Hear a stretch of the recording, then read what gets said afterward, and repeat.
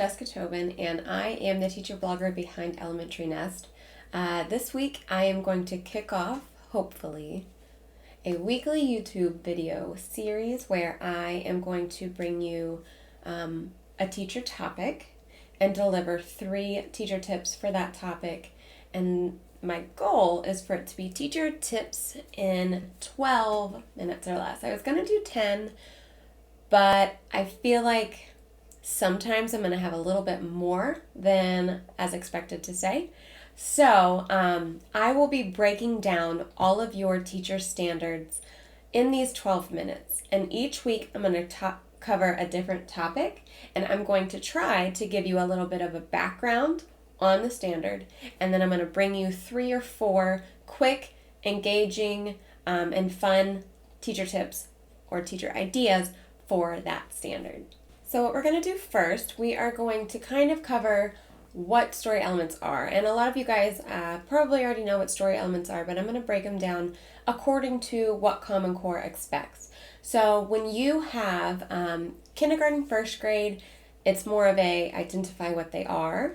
And then when you get into second and third grade, you're more of describing how those story elements help the reader understand what's happening and understand the character themselves. And then when you get into fourth grade, you're doing more comparing with the story elements. So when you look at characters, you are doing, at the beginning, very simple, identify who's in the story, and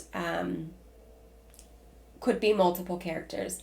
And then when you start adding on grade levels, you are adding on things for that character. For example, when you hit second grade and third grade, you're asked to give traits for the characters, and then also how the character feels, what they say, what are their thoughts, what they do because of actions, which that leads into events. But character definitely has a very wide variety of what you're expected to do for each of those, and they just build grade to grade. Setting is very similar. Setting, you've got very simple in the beginning where you're just identifying, and then you'll be describing throughout maybe second, third grade, and then eventually you're going to have to explain how the setting intensifies the story or adds to the story or why the author would include that. And then you've got events. Events are going to be your beginning, your middle, and your end. These are the things that are happening in your story. The events, you're going to typically find a problem and a solution, or as Common Core likes to call it, a challenge and a response. So Common Core kind of changed the lingo a little bit for problem solution because they wanted it to be more of a challenge and a response, whereas it's not always going to be something bad happens to the character and they solve and figure out how to figure it out. But they are wanting you to be able to identify, okay, the character has this happen to them and this is what they do because of it. So that can be things that they say, things that they feel. It can be actions, it can be how they solve that problem, but it does not have to be. So that kind of broadens how characters react to certain events. And then, and then you've got your beginning, your middle, and end. But I'm not going to get too in-depth on beginning, middle, and end because that is covered in another Common Core standard, that's story structure, which I will have a video for in a couple of weeks. I will cover some tips on beginning, middle, and end because that, of course, deals with events in a story, but we'll do a deeper dive into beginning, middle, and end later on in our YouTube journey. We're going to get into our 3 fun activities in just a minute, but before I do that, I did want to bring some fun mentor text suggestions to you. So you can either choose a very well-loved, a very well-known mentor text to introduce story elements in general, where the students are going to identify character, setting, and event for that one story, or you can break it down and choose mentor texts that have stronger focuses on each specific story element. So for example, for I wrote it down. For characters, I love the stories Jamaica's Find and Spaghetti and a Hot Dog Bun. And I'll put those over here for you. And I will have the descriptions in the comment, or I will have the links to those books in the description if you'd like to look at them. For setting, I love Salamander Room. It's a very descriptive book. The illustrations really help with it too. And Where the Wild Things Are. It's a great book for setting because it's just such a unique setting for the children. And then on events, I love to do Iris Sleeps Over and Ruby Finds a Worry. Anytime the character is going through something or they find something, they're feeling some big feelings or they're going through something tough, those are the stories I love to do. So I love those two stories. I will also have those links for you in the description if you would like to grab those. And now we're going to dive into the 3 fun, quick activities for you. And this is going to be pretty much the focus of what my teacher tips in 12 minutes or less is going to be about, is these 3 to 4 tips each week that you can implement very easily in your class. So the first one we're going to do is we are going to talk about Post-it notes. So Post-it notes are something that are very easy for you to get real quick on the go in your classroom. So gather up multiple colors, and there's several different ways to use Post-it notes with your story elements. So one of the ways is to give each student 3 colors. So your 3 colors are going to represent 3 different pieces of story elements. So you may walk around and give each of the students 1 of each color, and then specify which one is for characters, which one is for setting, and which one is for events. And then either you can do a read aloud, or you can have students read to partner or read to themselves. And as they are reading or as they're listening to you read, they're taking notes on identifying who the story is about, where the story is taking place, all on their different Post-it notes, and then what sort of events are happening. So that's one way to use your Post-it notes. Another way to use your Post-it notes is to give them 2 different colored Post-it notes. And while they're reading either a book or a passage or listening to you read aloud, the students are going to be looking for a problem and a solution, or a challenge and a response in the text.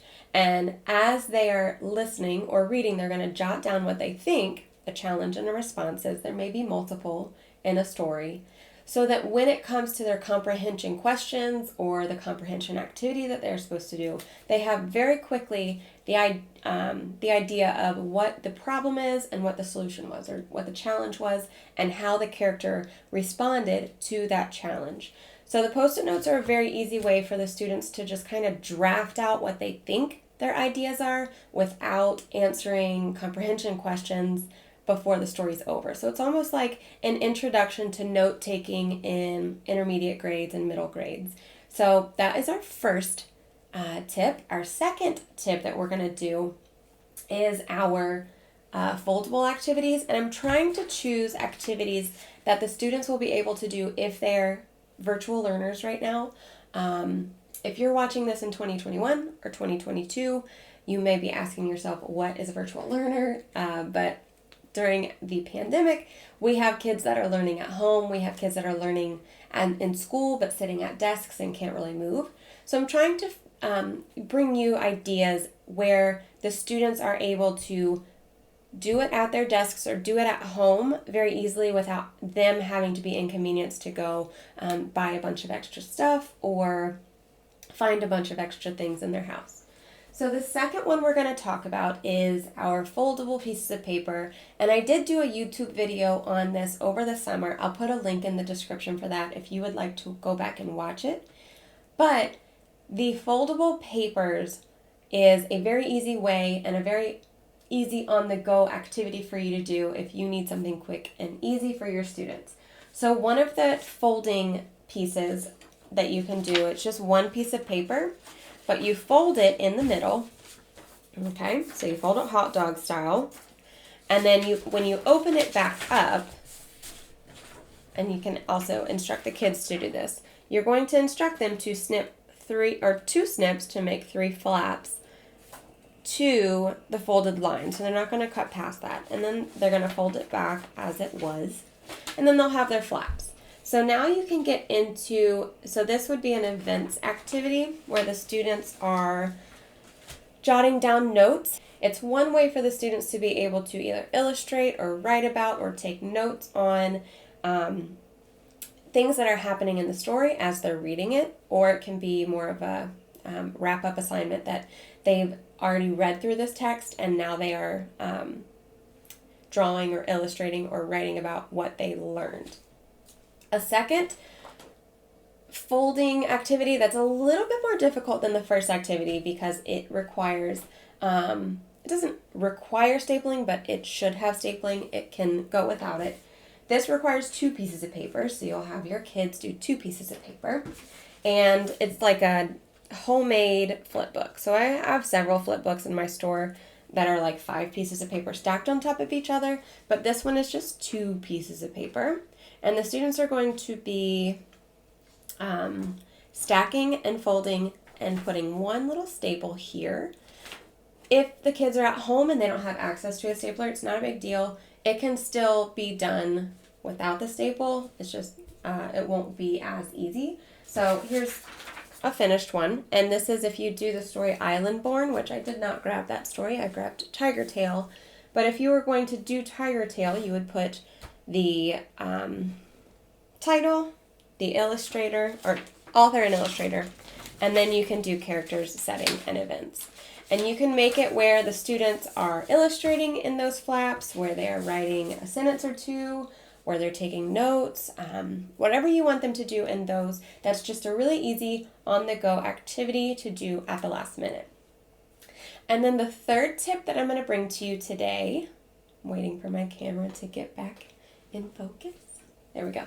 Okay, so our third tip today is group work. And I'm going to do a little 30-second how-to during pandemic time. But outside of pandemic time, I love splitting the kids up and reading a text and having one group, or maybe 2 or 3 groups, focus only on the setting in that story. And they will be identifying the setting, illustrating the setting, and describing how that setting affects the story. And then you'll have 2 other groups that are doing the same thing for events and 2 other groups that are doing the same thing for characters. Now, right now, you probably cannot do group work. So this is an activity that you will have to put on the back burner until your kids can interact in a classroom as normal. So I do have, during your pandemic, you could do it a little bit differently, where each student has to do this. It's not a group activity, but you can split it up over 4 days so that the kids, if they're working by themselves, Monday they're going to do a character focus on that book. Tuesday they're going to do a settings focus on that book. And then maybe like Thursday and Friday they can break up the events and they can talk about the events that happen in the beginning and then the events that happen in the end. Or Thursday and Friday could be the challenge and the response. What challenges the character faces throughout the text and how the character responds to that challenge. So in a normal setting, you could have this as a big group project where you read a book to the kids and each of the groups have to present to each other the characters and the character study and the setting study.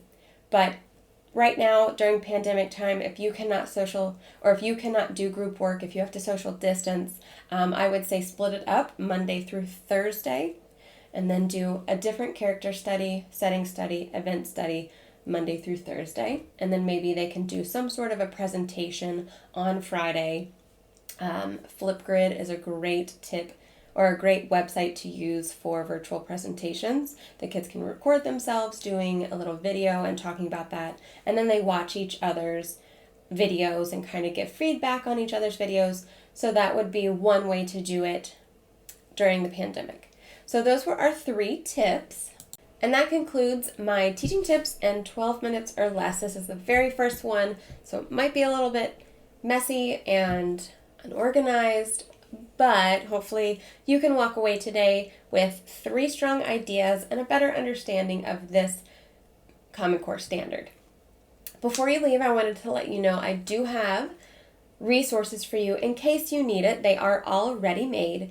The full units, I have K through 4, and those are story elements units based on the Common Core standards. So they are standards based and standards aligned. They come with lesson plans. They come with graphic organizers, task cards, and interactive notebook pieces to use with any text. And then they have Lexile leveled passages that they can practice their skills with. And at the end of all of those units, there is an assessment. And then also recently, I have just created a digital story elements activity set. And this story element set comes with 12 different activities in either Seesaw or Google Slides. And the first 3 or 4 kind of introduce what story elements are, being able to have students identify which story element is being discussed or being introduced. And then it dives deeper into the last 8 or 9 activities where it's more of a focus on each specific story element. So there's like 2 or 3 character activities, 2 or 3 setting activities, 2 or 3 event activities, and then it has 1 or 2 on challenge and response for them to really focus on. So I will have links to anything you need in the description below, so please check that out if you need it. I'm also putting in links to blog posts that I have written. I have one blog post that kind of introduces all story elements and how to teach them, and then there are 3 more blog posts. I know there's a lot of blog posts on story elements, and I dive deeper into character, setting, and events in each of those 3. And I will be linking those in the descriptions as well. I will be back next Friday with a brand new teaching tips in 12 minutes or less video. If you could, please give me a like to let me know that you have watched it and you are a big fan and ready for more. Push subscribe so you get a notice as soon as material is ready. And then comment below with any standard or request that you have that you would love to see me do a video on, and I can dive deeper into that standard and give you some more tips and strategies for that. So thank you guys so much for watching, and please join me next week for more.